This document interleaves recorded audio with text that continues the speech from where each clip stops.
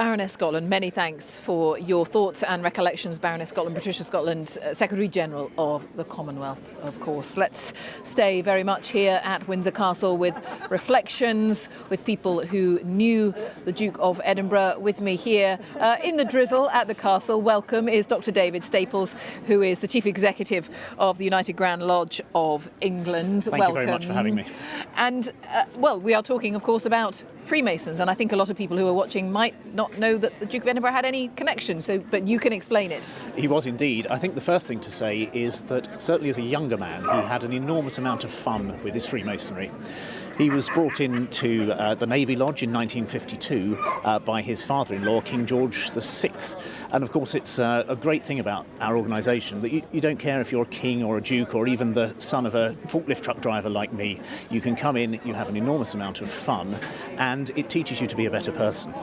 And if we think about what he would have actually been doing within that lodge, he went through exactly the same ceremonies that I went through and that other Freemasons the world over have gone through. The first one teaches you the importance of how to respect other people, how it's important to think on those who are less fortunate than yourselves and to bear them in mind. And when we think about the work that he did for charity and the hundreds of organisations that he himself supported actively, I think there's a wonderful synergy there. And the second degree ceremony teaches you the importance of improving yourself through education.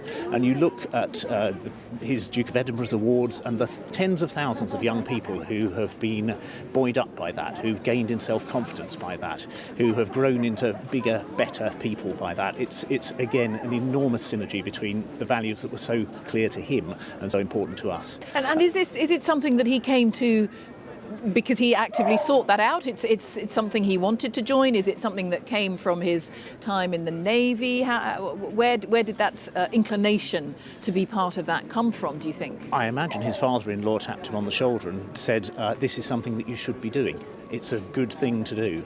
And the final lesson that you learn in Freemasonry, which I think is very pertinent indeed, make the most of your one life. That we have a wonderful phrase in our ceremonies, which is live respected and die regretted. And I think anybody that knew him would realise that he certainly managed that. And what a wonderfully long life, 99 years, richly lived. Are there stories of his time there? I ask that because I've spoken to so many people today who've reflected on his great knowledge and his great interest in things and his great interest in people when he met them, but also a sense of fun, actually, that perhaps didn't always get seen in general public. Are there stories that touch on that? I think that's right. I mean, it's interesting to note that he went through his 3 degrees, but he never progressed further within our organisation. I think he saw it very much as a release when he was within the lodge room. He was there with friends, he could enjoy himself, he could relax, and I think that's true of anybody. Thank you so much for being with us. Thank you. All the best to you. Dr. David Staples, CEO of the United Grand Lodge of England. Very many thanks for your time this afternoon. Well, Prince Philip, on occasion, allowed television crews access to the inner workings of royal life to show the public